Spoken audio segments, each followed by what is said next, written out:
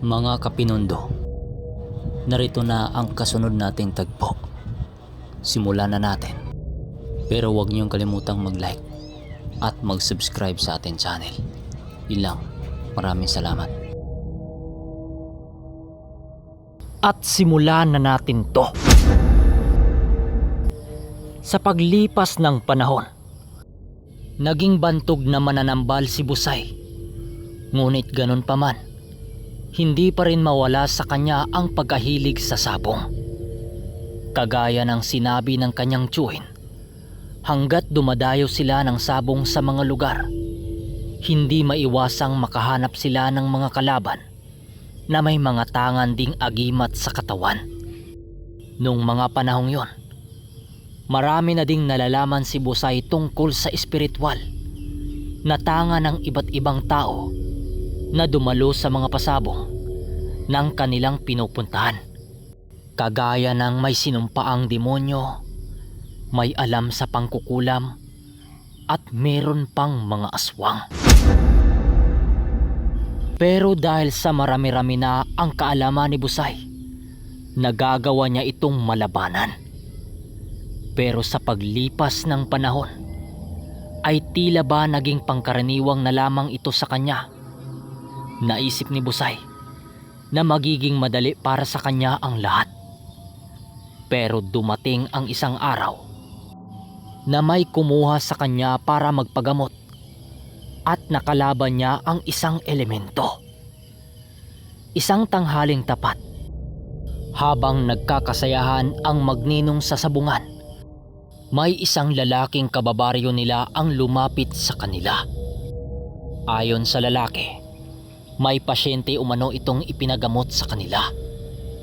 Dahil nga ay nagkasayahan sila ng araw na yon, sinabi ng ninong niya na ang lalaki na dalhin na lang ito kinabukasan sa mismong bahay nila.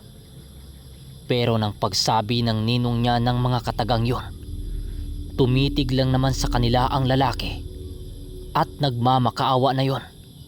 Mismong oras ay kailangan nila ng tulong.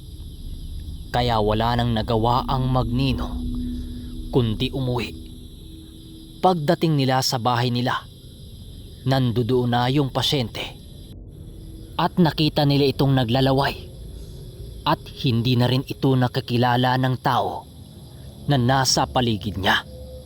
Nakatali din ito sa kadahilanang nagwawala ito.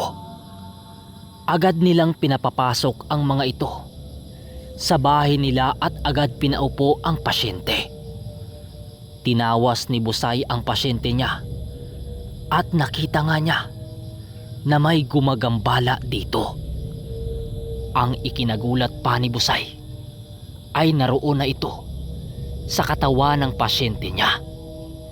Kaya hindi na siya nagdadalawang isip at kaagad na siyang nagdadasal ng mga usal na pangkulong sa nilalang. Nakaupo lang sa isang sulok ang ninong niya at nagmamasid sa maaring mangyayari.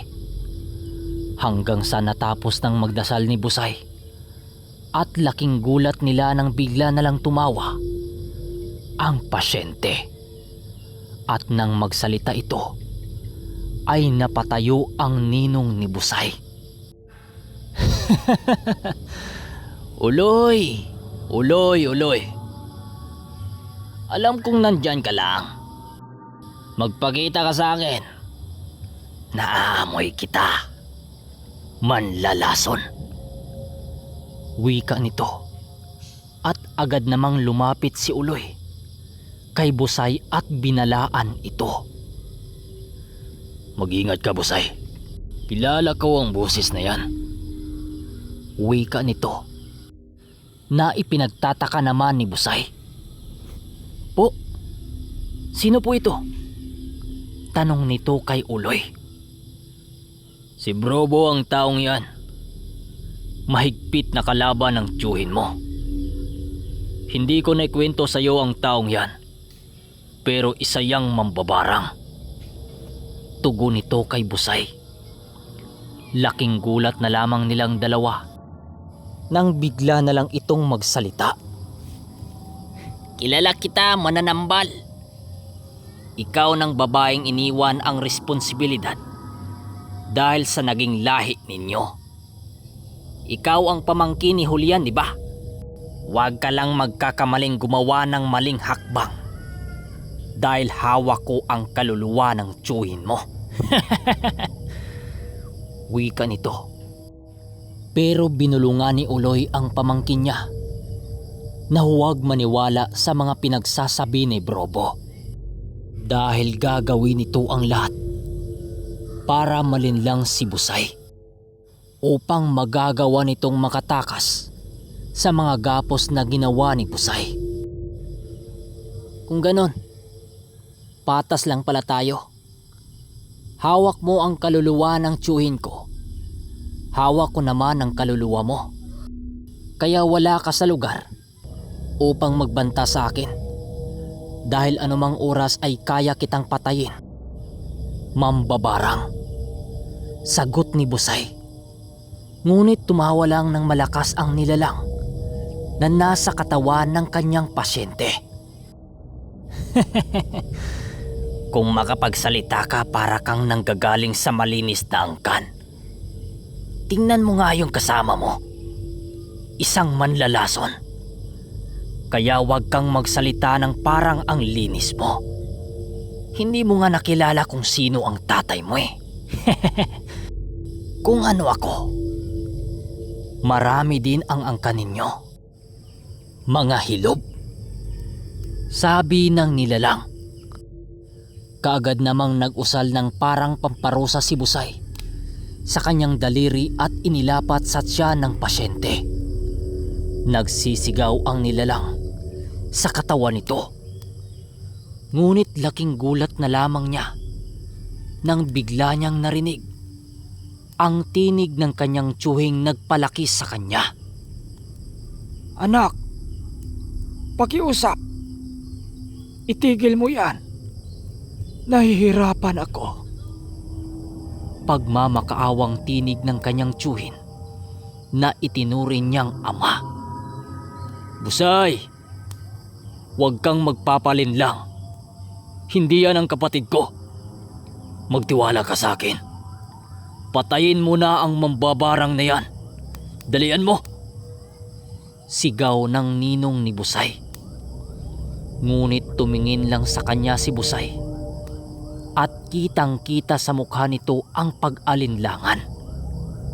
Pero Ninong, si Itay ang nasa katawan nito. Wika ni Busay. Maniwala ka sa akin, Busay. Hindi yan ang aking kapatid. Dahil ang kaluluwa nito ay nakapaloob na sa tela. Kunin mo ang tela at itali ito sa noo mo para makita mo ang nilalang nakaharap mo. Pagkasabi ni Uloy ng mga katagang yan, ay bigla na lamang siyang napilipit at natumbas sa sahig. Narinig ni Busay na nagsasalita ulit ang nilalang na nasa loob ng katawan ng pasyente niya. Masyado kang pakialamero. Manahimik ka nga dyan, manlalason. Wika naman ni Brobo. Nang masisiguro na ni Busay na hindi ngayon ang kanyang ama, ay agad niyang itinali sa noo niya ang tilang pula. At doon niya nakita ang tunay na itsura ng kalaban niya na nakaanib sa katawan ng pasyente. Ngayon magbabayad ka dahil sa ginawa mong panggagamit sa kaluluwa ng itay ko at ng lahat ng kasalanan mo sa tao. Pagsisisihan mo ang araw na ito, Brobo. Wika ni Busay. At agad itong nagpakawala ng isang usal mula sa pulang tela. Isa yung uri ng usal na kayang tumawag ng isang makapangyarihang sandata mula sa kabilang dimensyon. At nanlaki ang mga mata ni Uloy nang matapos ng mag-usal si Busay, dahil kitang-kita niya ang hawak-hawak nito na isang punyal na malaahas ang talim. Isa itong kalis At nang iangat ito ni Busay, ay napasigaw naman ang nilalang na nasa loob ng katawan ng kanyang pasyente. Nang itarak niya ang punyal sa katawan ng pasyente niya, ay agad naman itong nangisay na tila ba na kuryente. Ngunit bago malagutan ang hininga, ang nilalang na nasa loob ng pasyente niya ay nag-iwan ito ng isang babala. Hindi pa ito ang katapusan ko. Ang kamatayan ko ay nagsimula pa lang ng isang matinding labanan. Kaya sisiguraduhin mong makakaya mong harapin ang mga susunod na gagawin ko. Tandaan mo, ampon ni Julian, hindi ito ang huli nating pagkikita. Wika nito, at tuluyan ang nawala ng malay ang kanyang pasyente. Agad namang umihip ng dasal si Busay sa kanyang mga palad at idinampi ito sa magkabilang pisngi ng pasyente. Agad naman itong nagising na tila ba hindi alam ang mga nangyari. Nung tumayo ito, ay nagpasalamat ito kay Busay. Pag-alis ng mga ito, ay agading itinayo ni Busay ang kanyang ninong na natumba. Magaling ang ginawa mo, Busay. Bati ng ninong niya sa kanya habang itinayo niya ito. Ayos lang ba kayo, Nino? Pasensya na kayo ha. Nadala lang ako kanina. Gawa ng ginamit niya ang aking itinuring na ama na kapatid nyo. Wika ni Busay, na agad namang naunawaan ng ninong niya sa kadahilanang napagdaanan niya ito noon. Dagdag pa nito, hindi lang yon ang magiging engkwentro niya sa mga itim na elemento. Marami pa siyang pagdadaanan ng mga panahong yon. Busay, tandaan mo na ang pangunahing sandata ng itim na mga kalaban ay ang panlilinlang. Kaya pagatandaan mo na paganahin mo ng maayos ang isipan mo at lagi mong pagatibayan ang loob mo. Payo sa kanya ng ninong niya sa kanya. Talon tayo ng ilang taon. Wala namang nangyayaring kakaiba sa kanila noon. Tipikal na gamutan lang din naman ang mga nangyayari. Normal na araw lang yun para kay Busay. At sa sobrang dami ng nagpagamot sa kanya mula sa malalayong lugar at hanggang sa dumating na ang araw na pinakahinihintay ni Busay, ang muling paghaharap nila ng taong si Brobo. Isang hapon, habang naglalakad sila papauwi galing sa sabungan, ay napansin niya ang tatlong kalalakihang nakasunod sa kanya. Mag-isa lang siyang pumunta ng sabungan ng araw na yon dahil sa kinakailangang magpaiwan ng ninong niya sa bahay para alagaan ang tiyahin ni Busay na nagpalaki sa kanya. Mahina na din kasi ito at hindi na nakakalakad dahil na rin sa katandaan. Nagpatuloy lang sa paglalakad si Busay hanggang sa mapansin niyang tila ba parami ng parami yung mga nakasunod sa kanya. Kaya huminto siya sa paglalakad upang harapin ang mga ito. Ano ang kailangan ninyo? Bakit nyo ako sinusundan? Wika ni Busay. At agad nang nagtanggal ng talukbong ang isa sa mga ito. Sa pagkakataong yon ay nanlaki ang mga mata ni Busay nang makita niya ang isa sa mga yon na para bang nakita na niya ito. Pamilyar sa akin yung itsura mo. Ilang bisis ko na yung nakita sa panaginip ko. Kung hindi ako nagkakamali, ikaw si Brobo. Wika ni Busay.